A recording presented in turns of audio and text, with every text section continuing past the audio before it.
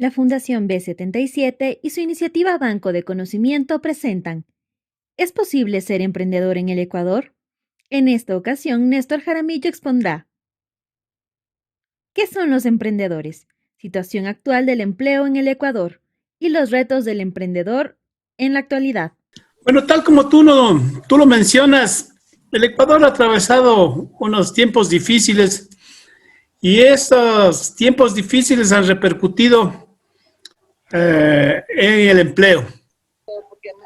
Y entonces el enfoque de esta presentación es ver a qué se enfrenta el emprendedor y definitivamente por lo que yo vi en las preguntas a lo que me estoy adelantando, más bien debería ser qué soluciones tenemos o qué tenemos que hacer para enfrentar este problema.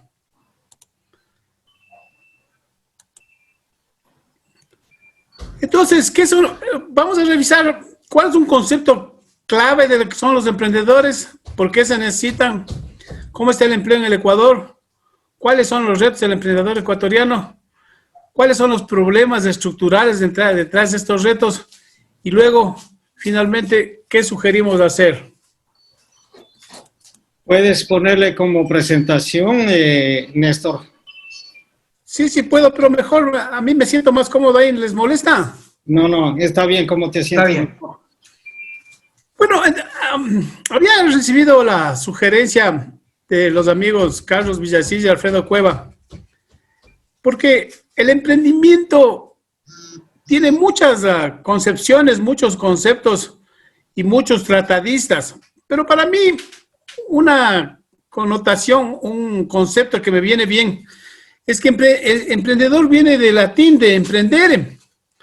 Y entonces quizás cuando ustedes vieron la primera lámina, posible e imposible, y regresando a este concepto, ¿qué son los emprendedores? Son las personas que están dispuestas a vencer dificultades.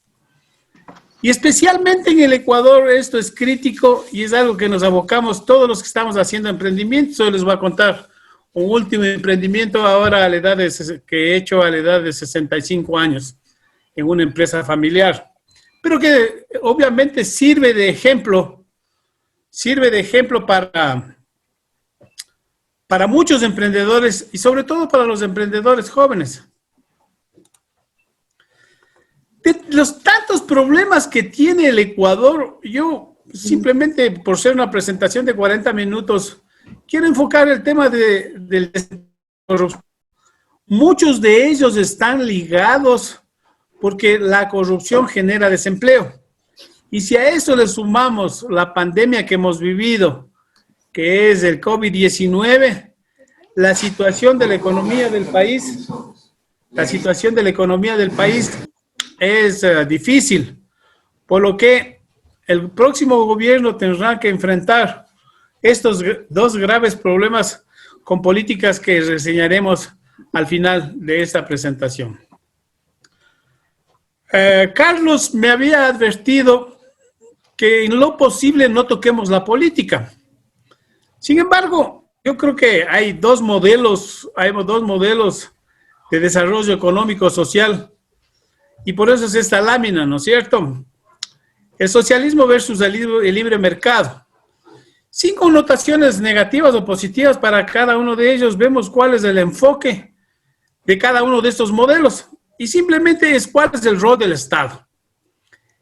En el socialismo procuro controlar todo y en el libre mercado la competencia controla todo. Por ejemplo, y adelantándome, la competencia es el principal marcador de los precios. Hablaremos después quizás con las preguntas, pero en el libre mercado yo no puedo poner los límites bajos o altos de precio. El precio lo ponen los competidores. A propósito de esto, solo hay un producto que no tiene competencia en el mundo y es el Canal de Panamá. Pronto otro país de Centroamérica quiere hacer aquello, pero está supeditado así porque haciendo lobby los panameños simplemente han anunciado que el rato que se empieza a hacer un canal por uno de los países de Centroamérica, ellos bajan los precios, con lo cual la recuperación de la inversión en ese nuevo canal sería muy difícil o imposible. Y entonces aquí ponemos dos ejemplos o dos conceptos. Las empresas públicas en el socialismo cuando quiebran, si sufren pérdidas, la pagamos los ciudadanos. Y los ejemplos están claros. TAME perdió, después de que fue pasada de la Fuerza Aérea, donde ganaba 4 o 5 millones al año, pasó al control absolutamente político y económico del Estado, perdió 150 a 160 millones en los 14 años. Otra empresa es Correos del Ecuador. Varias empresas de esas están en liquidación y obviamente también son causas de desempleo. Luego vienen las empresas privadas. Bueno.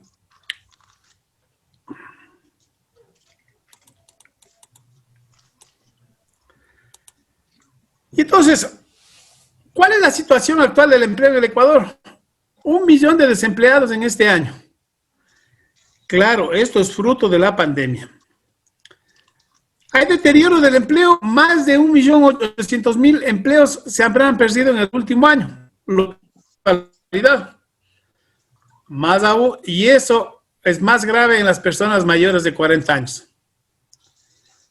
Luego, no hay propuesta del gobierno para generar empleo.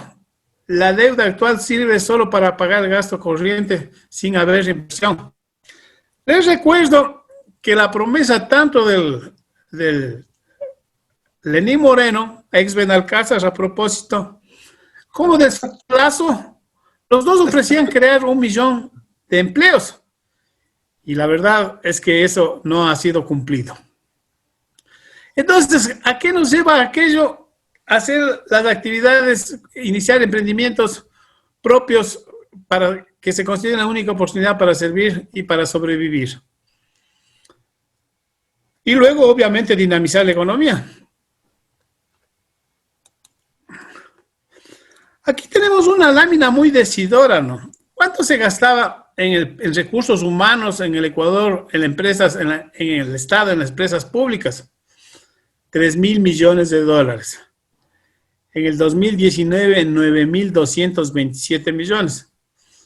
Obviamente, eso tiene una connotación política porque los estados o los gobiernos generan empleo entre sus allegados. Los allegados, obviamente, se genera lealtad hacia el gobierno, pero una vez que, tal como ocurrió en las públicas, empiezan a operar el gasto grande, no les deja ser rentables y eso conduce a la quiebra. Entonces, este concepto sí vale la pena que lo consideremos, ¿no?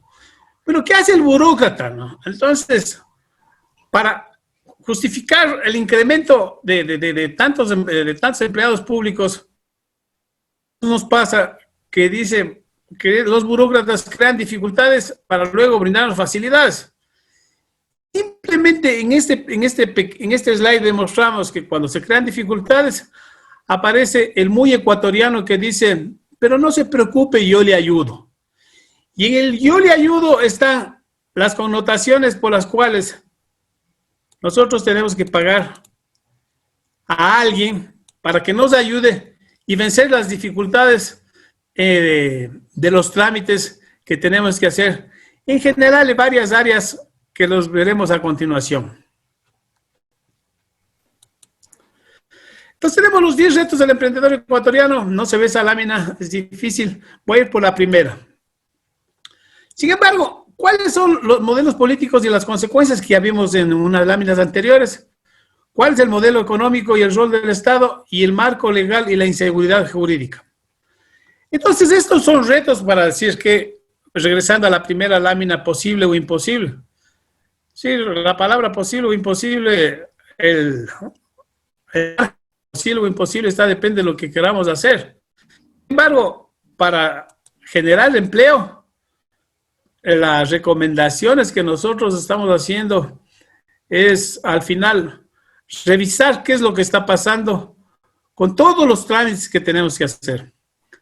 A pesar de que decían que no hay que ser ofensivo, yo pongo ahí burocracia, porque como ustedes van a ver, y yo he pasado esto los últimos años, después de haberme retirado de la docencia, cómo he sufrido en varias de las áreas de acción en donde he tenido que desempeñarme. Y uno de ellos es obviamente la constitución de compañía y otros requisitos. Siendo justo con lo que está pasando, le llamé a consultar a mi abogado si esto que nosotros estamos presentando es correcto y me ha dicho que es parcialmente correcto porque se están dando, o porque el gobierno, a través de varios empresarios que están ahí, se ha dado cuenta y se está aligerando los trámites. Y entonces, aquí hay una caricatura que dice qué es lo que hace un burócrata, no se avanza a ver, pero dice, yo en las mañanas descanso y en la tarde descanso del descanso. Tampoco se ve muy bien, quizás aquí vale la pena ampliarla.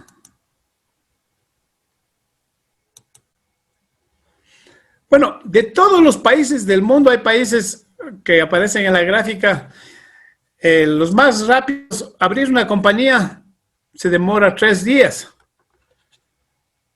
por lo cual realmente es un éxito. Pero en el Ecuador se demoraba 166 días. La herencia española nos conduce a que todos los países en donde hay graves problemas para la constitución de la compañía están en empresas de América Latina. El más eficiente para abrir con 59 días, Chile y Bolivia y Ecuador son los más demorados. Como esto es simplemente anecdótico y ustedes la conocen, voy a reseñar rápidamente qué es lo que tenemos que hacer para abrir una compañía. Primero, reservar un nombre en la superintendencia, elaborar el estatuto social con el abogado, abrir una cuenta de integración con el banco y hacer una escritura frente a notario. Ya se pueden imaginar cuánto tiempo toma hacer estos 4 primeros pasos. ¿Cuáles son los siguientes pasos? Tiene que aprobarse el estatuto de la superintendencia de compañías, publicar la resolución aprobatoria, ir a los permisos municipales, hacer inscripción a la compañía y ir al registro mercantil. Y finalmente, realizar una Junta General de Accionistas, obtener los documentos habilitantes en la superintendencia de compañías y nuevamente regresar al registro mercantil. Como ustedes ven, esto es agobiante, ¿no es cierto? Y digamos para un emprendedor joven. ¿Pero por qué vas a ver una serie? ¿Qué te pasó? ¿Por qué estás aquí? Yo también te escuché. No me dejaron hablar con nadie. Para un emprendedor joven esto es muy difícil, porque obviamente todo esto tiene un costo. El abogado tiene un costo, la inscripción en el registro mercantil tiene un costo. En otras palabras, todos estos pasos generan costos y esos costos generan dificultades para crear la empresa. Y entonces ya veremos que es uno de los problemas porque tienes que tener un capital accionario que adicionalmente, mientras más alto es el capital, más impuestos pagan. ¿Cuál es la solución que hacen los empresarios? Simple. Constituyen las compañías con $1,000 a pesar de que pueden ser emprendimientos grandes. Y esto simplemente como texto, ¿no? La emisión de los permisos de funcionamiento, fíjense la cantidad de requisitos que se tienen que poner. Específicamente lo que es alimentos y medicamentos. Para los permisos industriales, yo soy director de varias compañías. Una de las compañías que tenemos es en Guayaquil, es una compañía que vende insumos para las industrias alimentarias. La cantidad de permisos y los costos que exige el municipio de Guayaquil, en este caso, también son inmensos. Y obviamente hay abogados especialistas con su respectivo costo que dicen, yo le ayudo, yo le facilito el tema para solucionar. Otro elemento es el costo de los registros sanitarios para alimentos y medicamentos, para medicamentos y cosméticos. Yo acabo de hacer 3 registros sanitarios. El costo para la ARSA, o la Agencia de Regulación y Control Sanitario, es de $920. Más el abogado que cobra alrededor de 500 y un poco más. El costo de cada registro sanitario es de $1,500. Veamos esto en el contexto de un joven emprendedor que quiere hacer mermeladas artesanales y decide hacer 3 sabores: piña, frambuesa y pera. Solamente en los registros sanitarios ya necesita $4,500. Dice, pero usted no tiene que contratar al abogado. Claro, si no tiene que contratar al abogado, tiene que contratar al farmacéutico. Por eso es que el farmacéutico tiene felices días todos los días. Y a lo mejor hay un químico farmacéutico en el grupo y argumentará que es necesario. En mi opinión, cuando un producto tiene el registro sanitario de la Food and Drug Administration de Estados Unidos, una entidad de regulación y control poderosa, o el registro sanitario europeo, pasaron todos esos pasos, estos controles. Pero finalmente, si se tiene que pagar, que sea un costo asumible, ¿no? Digamos $100, $200, pero $1,500. Otra vez regresemos a las mermeladas de un joven emprendedor. $4,500 para 3 mermeladas, más la máquina, más el permiso de local, más el permiso de la fábrica. En otras palabras, es bien complicado asumir aquello.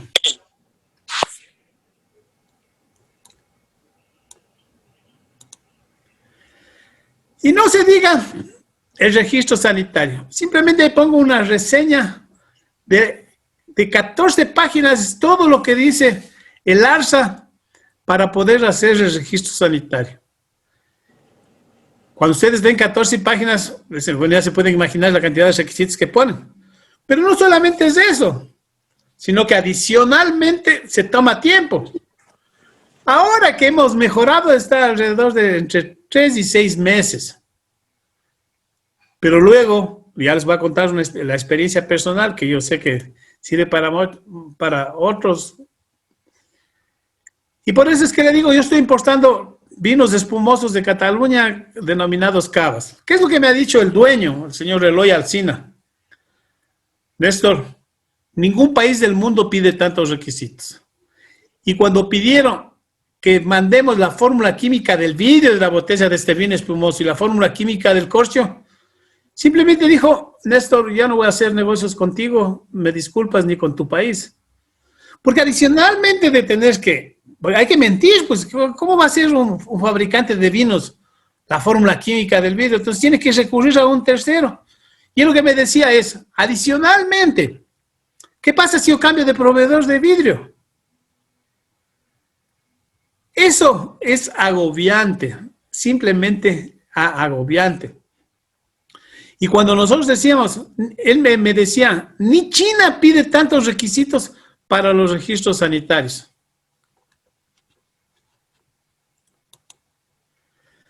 Luego viene el costo de la seguridad social. Aquí puede haber discrepancias, puesto que los países vecinos como Colombia pagan un porcentaje mayor.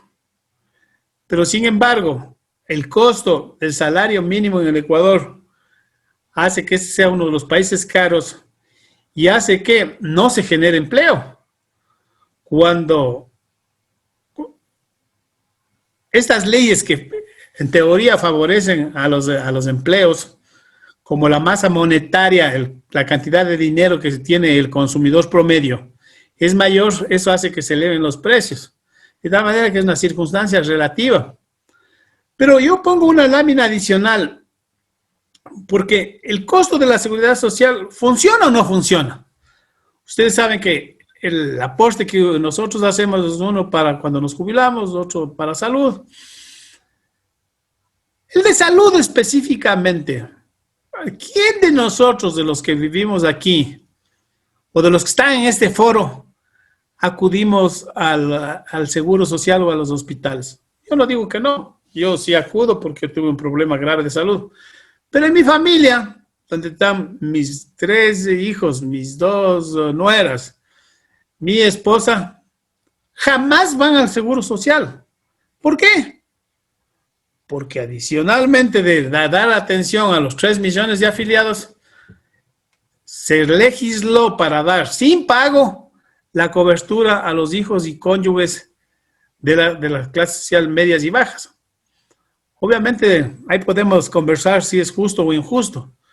Pero dice, ¿por qué tenemos que pagar los afiliados el costo de medicinas y atención médica de quien no paga, cuando ellos deberían recibir la atención médica en los hospitales del Ministerio de Salud?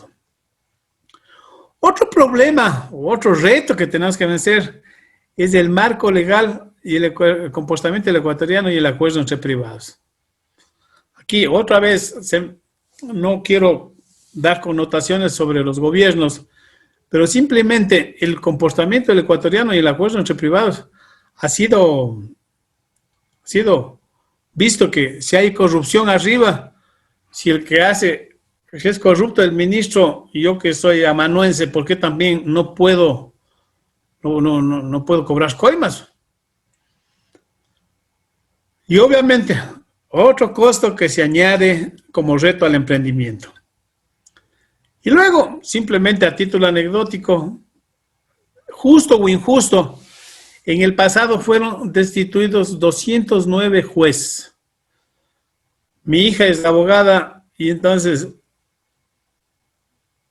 resume que muy difícilmente, pues trabaja en un estudio jurídico importante, que muchos juicios, sobre todo en las primeras instancias, no funcionan si no hay las correspondientes recomendaciones a los jueces. Un tema más, el registro de marca 18 meses. En otras palabras, cuando yo quiero hacer un nombre, o quiero registrar algo para que vaya a ser de mi propiedad, que eso es una marca es propiedad intelectual, puede demorar fácilmente 18 meses. ¿Qué significa el tiempo? Costo.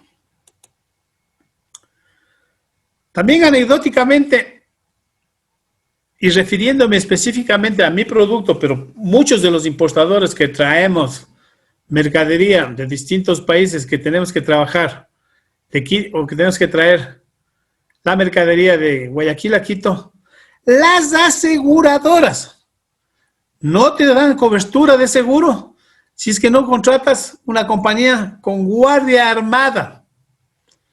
Y eso hace que un contenedor tenga un costo de hasta $1,200.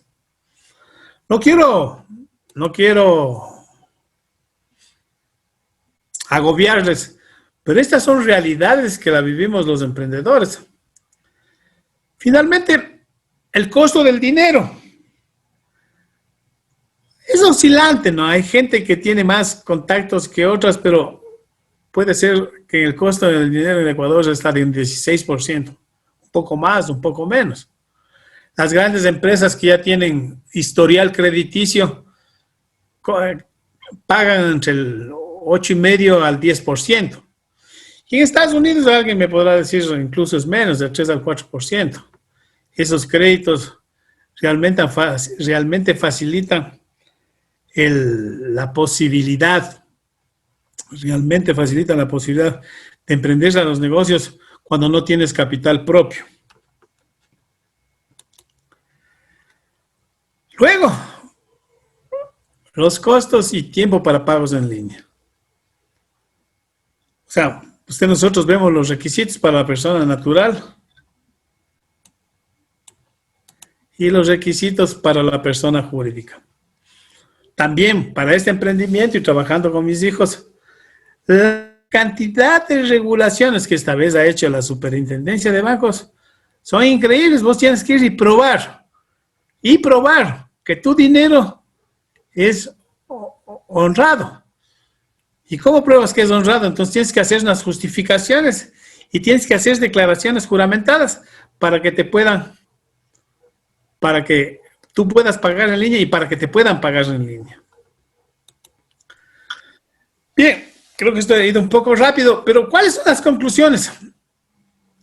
Todo lo que les he contado, que parece lamento, es verdad. Pero aquí no sé si la palabra es imposible, porque imposible es un reto que cada uno de los ciudadanos tenemos, pero ser emprendedores en el Ecuador es muy difícil. Y entonces, ¿a qué conduce eso? A la informalidad y el desempleo. La informalidad, ¿a qué conduce? A que no se recauden impuestos. Entonces, es realmente agobiante, con todos los comentados. Conversando esto con otros amigos, le cuento a Carlos que le mandé esto al vicepresidente de la Asamblea, Patricio Donoso, que es con quien juego boli, y me dice, o sea, y él fue uno de los que tramitó la ley de emprendimiento, dice, pero esas cosas que simplemente no están en el marco teórico jurídico, dice, realmente es difícil para poder hacer empresa y poder hacer emprendimiento. Entonces, finalmente no nos quedemos en el diagnóstico que como ustedes pueden notar, viene dado por mi primera profesión, la de médico. He hecho el diagnóstico, hecha las conclusiones, vamos a las recomendaciones. Tiene que haber una decisión política para apoyar el emprendimiento, y aquí sí es el modelo político.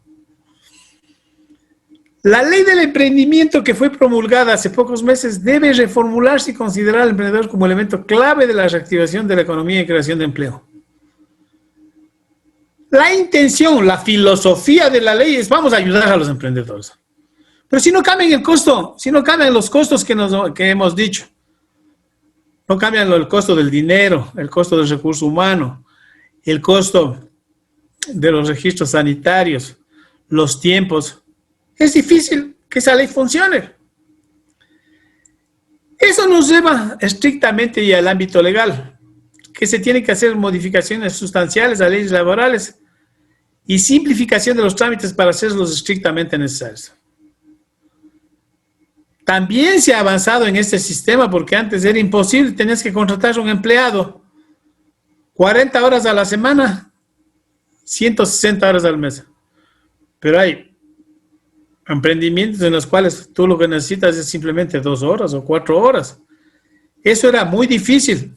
Ahora se ha dado ya una apertura, pero se necesita más apertura para poder contratar empleados. Otra vez regreso al emprendimiento que hemos realizado y que ya arrancó. El proyecto nos demoró alrededor de 6 meses en papeles. ¿Qué pasaba en esos 6 meses? Yo he contratado ya a 2 personas. Si salían en 3 meses, 2 personas antes hubieran salido de la desocupación. Pero mi ejemplo es que si hay, digamos, 500,000 emprendimientos y cada emprendimiento contrata a 2 personas, ya hemos cubierto el 1,000,000 de empleos. Por lo tanto, la radicalización de la modificación del modelo tiene que hacerse. Porque eso simplemente va a combatir el desempleo. Y en el ámbito económico, obviamente la ley tiene que favorecer a créditos baratos. Pero lo uno va atado con lo otro, ¿no es cierto? ¿Cuánto es un crédito barato? Pues digamos en el Ecuador, con un 6%, la gente podría operar y estaría feliz. Pero para eso se tiene que estructurar un nuevo país, porque para que bajen los costos de los préstamos, tal como dije en el principio, tiene que haber más competencia. ¿Por qué no viene la banca internacional? Porque primero para salir, para recibir de retorno su capital, ya tiene que pagar un 5%, que es el impuesto a la salida de divisas. Ese impuesto de salida a las divisas, ¿quién los paga? Realmente los paga el consumidor. Cuando yo hice la primera importación de estos vinos espumosos que estoy comentando, pago al proveedor y el 5% al Estado. Y entonces, en esas circunstancias, ¿ese costo lo voy a asumir yo? Obviamente que no, lo tengo que trasladar al consumidor. Y eso es importante. Entonces, ojalá que vean los capitales extranjeros, pero para eso tengo que darle seguridad jurídica, como queda dicho en la recomendación número 1. En el ámbito institucional, creación y fortalecimiento de las capacidades necesarias para garantizar el cumplimiento de las leyes y regulaciones con un trato justo e igualitario.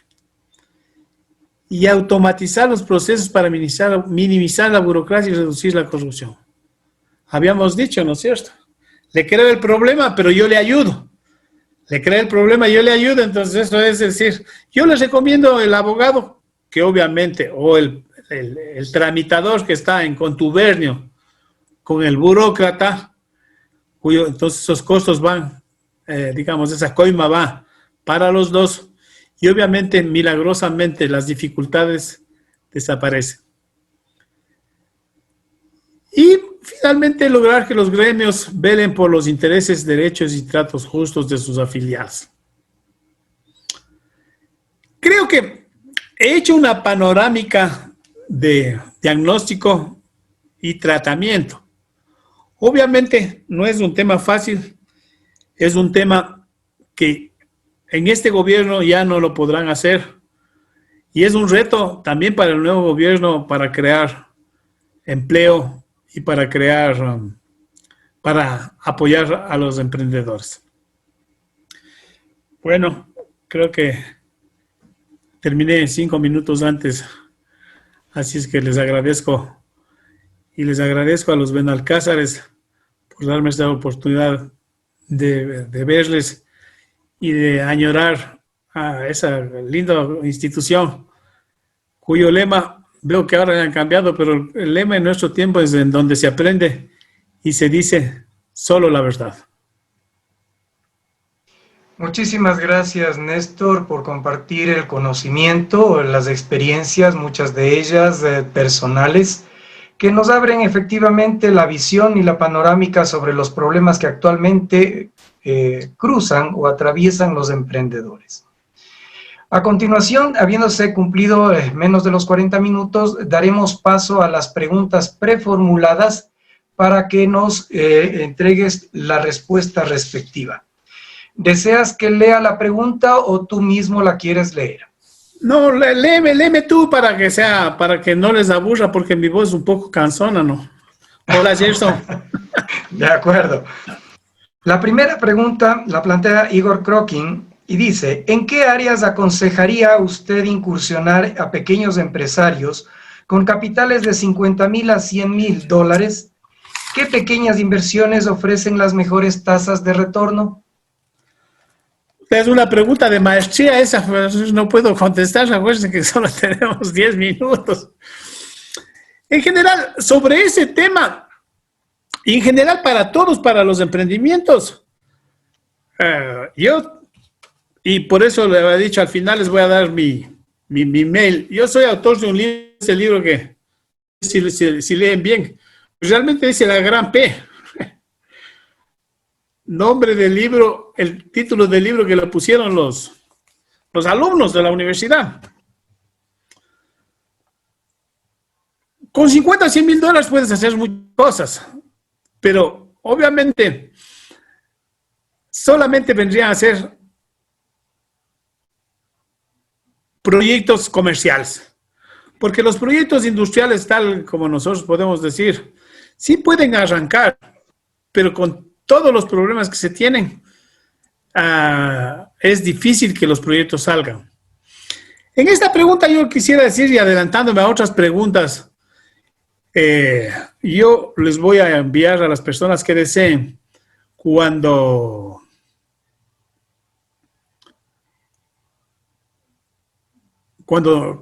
me escriban a mi correo, los 10 mandamientos del marketing y los 10 mandamientos de la publicidad. En los 10 mandamientos del marketing, el primer mandamiento, sino diferente. Entonces, ¿para quién hizo esta pregunta de 50 a 100 mil dólares? No importa en lo que se meta. Intente buscar un nuevo campo, un nuevo producto, un nuevo servicio. Les puedo comentar uno, decir que aparentemente era obvio y ahora no lo es. Un alumno distinguido nuestro es el Negro Campaña, que puso las menestras del negro, conocidas por la mayoría de ustedes. Él hizo algo que parecía obvio y que no era obvio para ninguno de los serranos que cuando bajaban a la playa, dígase Manaví o Esmeraldas, paraban en Santo Domingo y se paraban a comer una menestra. Y el Juan Pablo dice que a los 12, 13 años, como los serranos bajaban y comían gustosos la menestra. Entonces él dijo, ¿por qué tienen que esperar bajar y obviamente venía a Quito, no había un sitio de menestras? ¿Por qué tienen que esperar venir a Santo Domingo a comer menestras? Yo voy a poner las menestras. Hoy es dueño de más de 120 restaurantes en sociedad con el señor Serrano. No sé, quizás a la persona a Igor, quizás le podría dar mi teléfono para poder conversar y tener pulida más cercana a lo que él está pensando. Perfecto, gracias Néstor. La siguiente pregunta la formula Fausto Ponguillo. A su entender, con la actual legislación vigente, ¿es posible emprendimientos eficaces a todo nivel? Bueno, yo creo que en las conclusiones yo ya lo había dicho. Con una firme voluntad y con dinero todo es posible. Otra vez, yo fui gerente de Nutrexpa Catalanes, que uno de los viejos que en esa época era viejo, es la edad que yo tengo ahora, me decía Jaramillo, con tiempo y plata todo se puede. De tal manera que otra vez hay que dimensionar bien la pregunta. Hay que dimensionar bien la pregunta de qué proyectos estaría conversando, ¿no? Ok. Mauricio Ávila consulta. Sería muy interesante un comparativo, aunque sea regional o a nivel de Latinoamérica, sobre los requisitos, trámites o pasos, tiempos y costos que involucran arrancar con un emprendimiento. Algo de esto está en las diapositivas. Algo similar para el tema de cierres de empresas y emprendimientos. He escuchado que el problema no es solo emprender, sino cerrar. Los requisitos ambientales, de salud y seguridad también podrían ser de interés, pues a la hora de contratar un colaborador, resulta una responsabilidad casi como casarse o adoptar. Bueno, creo que ya lo dije, ¿no? No había puesto otro problema porque cuando ya empiezas a encerrar, dice, ya te estás anticipando al futuro de la empresa, pero es verdad. Bueno, y por ahí vi a Rodrigo Ibarra, que es mi amigo y también profesor de la universidad. Él tiene mucha experiencia en aquello. Y obviamente cerrar una empresa, los líos con el SRI y con la superintendencia de compañías son problemáticos y también demoran, ¿no? Quizás vamos a la siguiente pregunta. Perfecto. Un alto porcentaje de lo que se entiende por emprendimiento en Ecuador se relaciona simplemente a la compraventa de bienes. Emprendimientos que involucran invención o innovación son castigados generalmente por normativas, regulaciones y hasta impuestos. La universidad debería jugar un papel importante y desafiante en cambiar esta situación. ¿Qué medidas podrían implementarse para apoyar las brillantes ideas que se generan en las llamadas tesis de grado? Por ejemplo, para que cuenten con un primer respaldo empresarial y patentado. Genial me parece esto, porque él la persona que hace esta pregunta entiende que yo fui director de la maestría de la Universidad de San Francisco y dirigí 150 tesis. De las 150 probablemente 5 se ejecutaron. El financiamiento. A pesar de ser tesis estructuradas, yo veía la parte de marketing, Fabricio Novoa veía la parte de estrategia y Matías Santana veía la parte de finanzas. Por lo tanto, eran proyectos bien revisados, bien estructurados, bien documentados. No había crédito y levantar capitales propios de una sociedad como la nuestra es muy difícil. Pero esa debería ser la solución. Eso le comenté a Patricio Donoso y dice, eso tiene que hacer quien sea el nuevo gobierno, pero es algo que tendría que hacerlo. Perfecto. Diego Durango pregunta, ¿cómo crecer con un producto que no es de primera necesidad en nuestro mercado tan pequeño? Bueno, esa es una pregunta otra vez amplísima, ¿no es cierto? Cuando nosotros estamos hablando de los productos de consumo masivo, como es primera necesidad, productos de conveniencia, que eso lo explico muy bien en mi libro, los productos de conveniencia son del uso diario y del consumo diario. Entonces, luego tú tienes los productos de especialidad. Gerson da un producto de especialidad. ¿Por qué? Porque es un producto elaborado de asesoría, de concepto, que no puede dar cualquiera, por lo tanto es de mayor costo. Entonces, los productos, hay una herramienta que tenemos los marketineros que se llama segmentación. Entonces, tú tienes que segmentar y en base a eso dimensionar todo. Dimensionar la estructura financiera, la estructura de recursos humanos, la estructura empresarial. Pero cuando tú dices emprendimiento, normalmente puede ser emprendimientos industriales grandotototes o emprendimientos pequeños como ponerse las mermeladas. Un emprendimiento del cual yo me siento orgulloso de haber sido parte de la Universidad de San Francisco. Santiago Gangotena empezó eso con $160 como un sueño. De tal manera que las dimensiones de los emprendimientos son variables. Pero luego, entonces, no sé si con esto le contesto la pregunta. Cuando tienes tus productos de especialidad, si es productos normalmente costosos y de elaboración, en donde el tema es pienso, luego compro. En los productos de conveniencia o de impulso o de impulso o de conveniencia es compro y luego pienso. Cuando tú vas al supermercado, es un producto de $2, no es que estás poniendo en riesgo mucho dinero, de tal manera que lo compras y una nueva pasta dental, lo pruebas y te gustas, te quedas, ¿no? No sé si con esto le contesté esa pregunta. Entonces la frase es pienso y luego existo. Bueno, para algunos sí, ¿no? Después ya de las clases del colegio.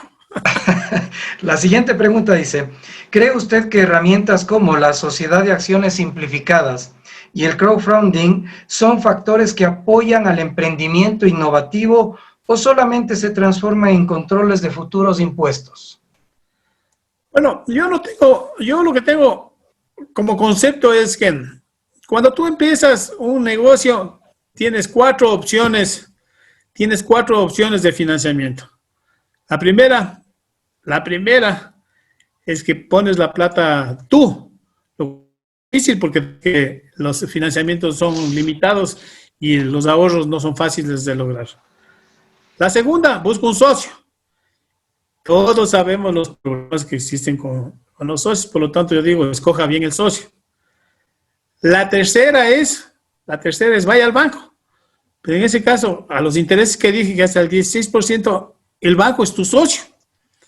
Y lo otro, algo que aprendí en Procter & Gamble es pay as you go. Empieza el proyecto pequeñito, Las Menestras del Negro es un buen ejemplo, empezó en un restaurancito en la calle Roca, le fue bien. Entonces dice, bueno, ahora pongo la Colón, le fue bien, ahora en las Naciones Unidas le fue bien, y ahora tiene 120 restaurantes. Entonces dice, cuando se suman sinergias siempre es bueno. Y luego buscar fondos de afuera también es una herramienta que se debe considerar, pero nada de eso es fácil. Perfecto. La siguiente pregunta la plantea Carlos Villasís. El pequeño tamaño del mercado ecuatoriano y la muy pequeña fracción de la población con una capacidad de adquisición de compra significativa hace que sea muy difícil recuperar la importante inversión que requiere empezar un emprendimiento importante que genere empleo y contribuya a la industrialización del país. Legislación ineficiente y proteccionista. Reduce la competitividad de los productos ecuatorianos y su acceso a otros mercados. ¿Qué medidas sugeriría para resolver esta situación que limita gravemente la industrialización del país y los subsecuentes avances tecnológicos y generación de empleos? Una pregunta larga, ¿no? Pero empezaré por lo primero. Pero eh, ¿qué es pequeño? ¿Qué es grande? Un mercado de 17 millones de consumidores. Permítanme hacerles una reflexión que algo todos conocemos. Estados Unidos, con algo más de 320 millones de consumidores, es el primer país de consumo en el mundo. Hasta hace 4 años, Japón, con 110 millones de habitantes, era el segundo país de consumo del mundo. Y China, que sí, hace 4 o 5 años pasó del tercero al segundo lugar, con más de 1.350 millones de habitantes pasó al consumo. Entonces, factor número 1. Ecuador, 17 millones, de los cuales, vistas las cifras, realmente para muchas categorías estamos consumiendo el 30 al 35%, que son los segmentos de la clase alta y muy alta, la segmento AB, y la clase media, media baja, media media y media alta. Realmente para lo que es operaciones de consumo. Eso nos pone en productos para que consumo de la clase del 30 al 35%, personas, 5 millones de personas que consumen. De tal manera que no es un mercado pequeño, dependiendo de los dimensionamientos. Grandes proyectos, tienes razón, están vedados en el Ecuador. Sumados a lo que ya he dicho, el 5% de salida de divisas, sumado a la burocracia, sumado a los problemas, sumado a los costos. Ya hemos visto, yo he estado en estos tiempos hablando con los proveedores de afuera, cuando les explicas que tienen que... No había dicho, pero cuando esa persona, el catalán es parecido al castellano, entonces en uno de los documentos que me manda el señor Alcini Sardá, decía acta de inspección, faltando una N. Pues en el consulado del Ecuador, en Barcelona, dijeron que mande a traducir. Cada página de traducción cuesta 10 euros. 80 páginas, 800 euros. Primer país en el que ocurre eso. Entonces, el tamaño del mercado, digamos, hablemos de otro emprendimiento. Yo me pongo un restaurante en la República del Salvador. ¿Cuál es el mercado cercano para la República del Salvador? Serán 3, 5 mil personas. Ya es viable. De tal manera que entonces que esa pregunta es muy variable, ¿no es cierto? El dimensionamiento de las inversiones se hace en función de los objetivos que tú quieres. Objetivos de ventas y objetivos de rentabilidad. Ok, hemos concluido el espacio para las preguntas preformuladas y a continuación van a recibir en el chat interno el link que es la invitación para que ustedes se registren en el foro B77 y puedan recibir toda la información relativa a estas conferencias y paralelamente la invitación siguiente de la conferencia que está ya planificada.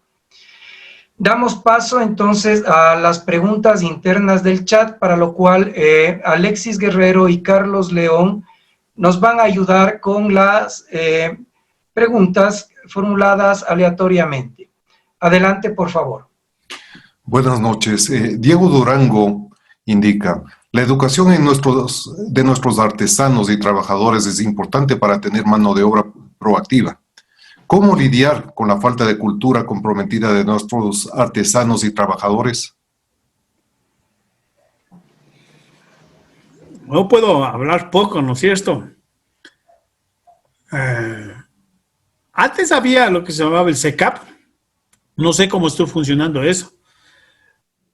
Realmente, ese es un rubro importante que los emprendimientos tienen que cubrir. Pongo un ejemplo. ¿Qué tan fácil o difícil es ser cajero? Justamente les comentaba en una de las tesis que dirigí, una que culminó con su sueño, decía, hay que hacer escuela para cajeros. Cursos de 80 horas para que la banca no tenga que invertir en eso. Y para la persona que es cajero, con ese título podía ser más demandado. Quizás es lo que yo le podría comentar.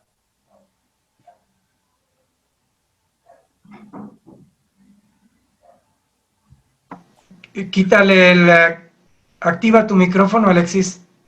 Ahí está, perfecto. Gracias. Néstor, ¿cómo estás? Yo soy hermano de Alberto Guerrero. Tú jugabas básquet con él en el colegio, me parece, si no estoy equivocado. Claro, pero él era titular. Claro.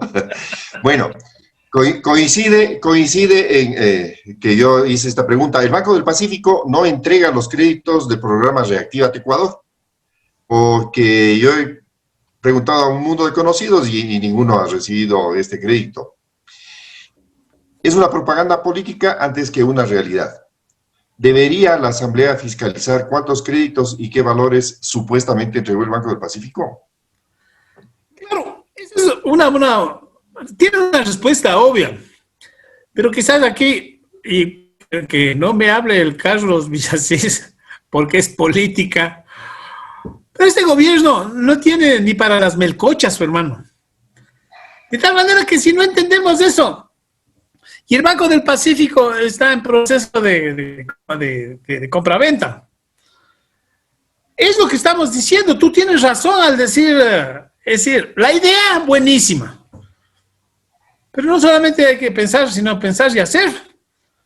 Porque esos créditos ayudarían a paliar el desempleo. Pero digamos, a pesar de que el banco es autónomo, está en proceso de compraventa, y por eso yo me imagino que es muy difícil dar los accesos, otorgar los créditos que fueron tan cacareados, ¿no?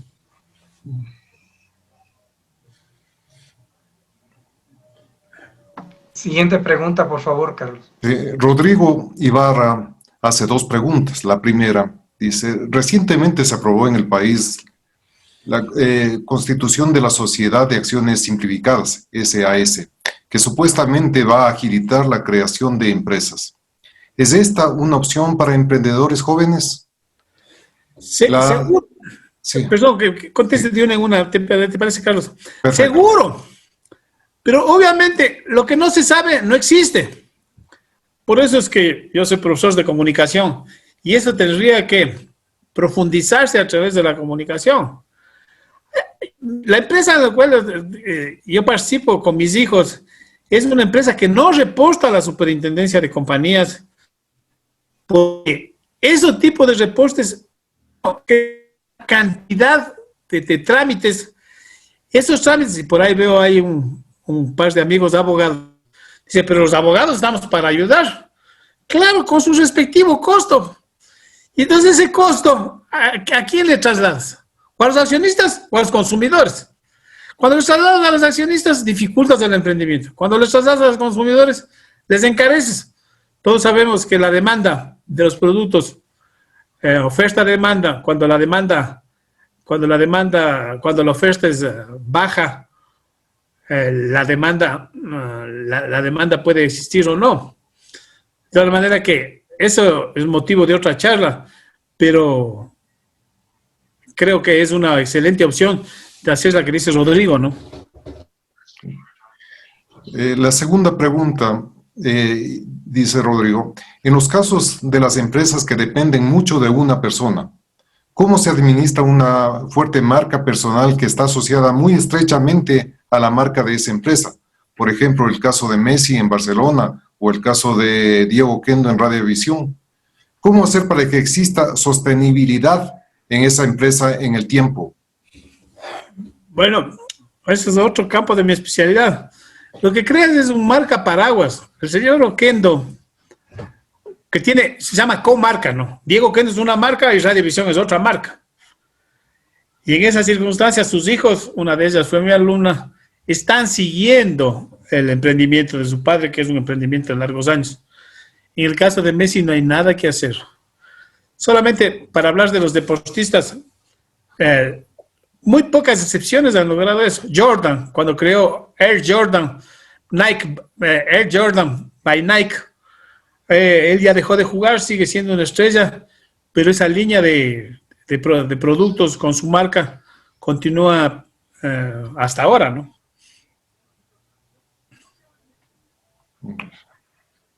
Diego Navas, aludido como abogado, ¿Es correcto que un emprendimiento con apoyo o asesoría legal en los diferentes órdenes tenga éxito? A ver, para mí, y que me disculpe el Diego, para los emprendimientos lo que se necesita es una asesoría puntual para recomendar qué tipo de sociedad constituir. Y ese es el rol del abogado. Pero luego, es decir, la constitución de las compañías, cuando ves matrices de las constituciones de las compañías, más o menos todas dicen lo mismo. Pero para los emprendedores debería haber, en mi opinión, una matriz de escritura más simple, en la cual pueden desarrollar los propios abogados, pero para hacerse nada por los emprendedores, para que el costo de esa actividad sea menor y facilite el emprendimiento.